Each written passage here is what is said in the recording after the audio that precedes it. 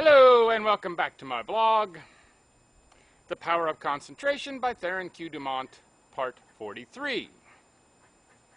Lesson 20, Concentration Reviewed, Part 1. In bringing this book to a close, I again want to impress you with the inestimable value of concentration, because those that lack this great power, or rather that fail to develop it, will generally suffer from poverty and unhappiness, and their life's work will most often be a failure, while those that develop and use it will make the most of life's opportunities. I have tried to make these lessons practical, and I am sure that many will find them so. Of course, the mere reading of them will not do you a great deal of good, but if the exercises are practiced and worked out and applied to your own individual case, you should be able to acquire the habit of concentration in such measure as to greatly improve your work and increase your happiness. But remember, the best instruction can only help you to the extent to which you put it into practice. I have found it an excellent idea to read a book through first, and then reread it. And when you come to an idea that appeals to you, stop and think about it. Then, if applicable to you, repeat it over and over, that you will be impressed by it.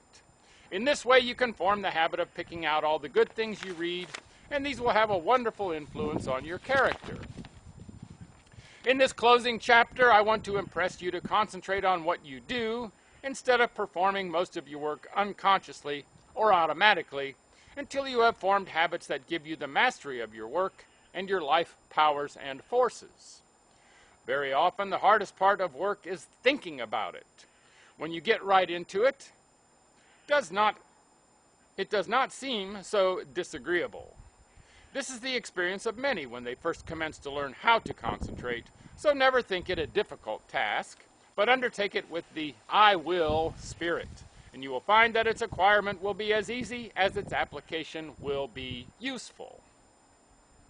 Read the life of any great man, and you will generally find that the dominant quality that made him successful was the ability to concentrate. Study those that have been failures, and you will often find that lack of concentration was the cause. One thing at a time, and that done well, is a good rule, as I can tell. All men are not born with equal powers, but it is the way they are used that counts. Opportunity knocks at every man's door. Those that are successful hear the knock and grasp the chance. The failures believe that luck and circumstances are against them.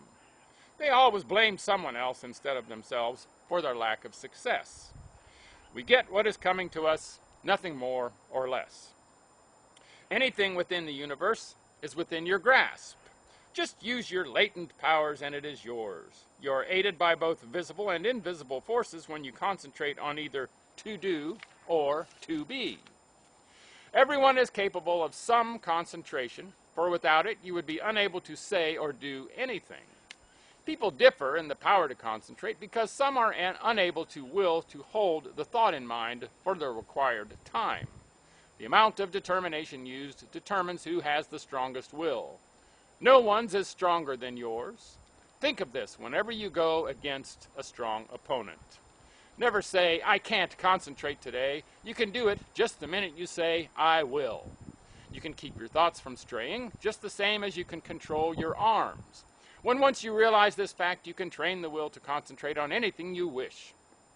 If it wanders, it is your fault. You are not utilizing your will. But don't blame it on your will and say it is weak. The will is just the same whether you act as if it were weak or as if it were strong. When you act as if it were strong, you say, I can. When you act as if it were weak, you say, I can't. It requires the same amount of effort in each case. Some men get in the habit of thinking, I can't, and they fail. Others think, I can, and succeed. So remember, it is for you to decide whether you will join the army of I can't or I can.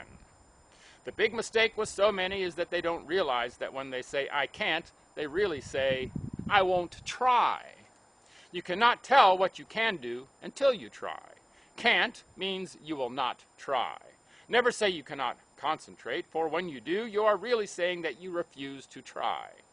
Whenever you feel like saying, I can't, say instead, I possess all will, and I can use as much as I wish. You only use as much as you have trained yourself to use. An experiment to try. Before going to bed tonight, repeat, I am going to choose my own thoughts and to hold them as long as I choose. I am going to shut out all thoughts that weaken or interfere, that make me timid. My will is as strong as anyone's else. While going to work the next morning, repeat this over. Keep this up for a month and you will find you will have a better opinion of yourself. These are the factors that make you a success. Hold fast to them always. Concentration is nothing but willing to do a certain thing. All foreign thoughts can be kept out by willing that they stay out. You cannot realize your possibilities until you commence to direct your mind. You then do consciously what you have before done unconsciously.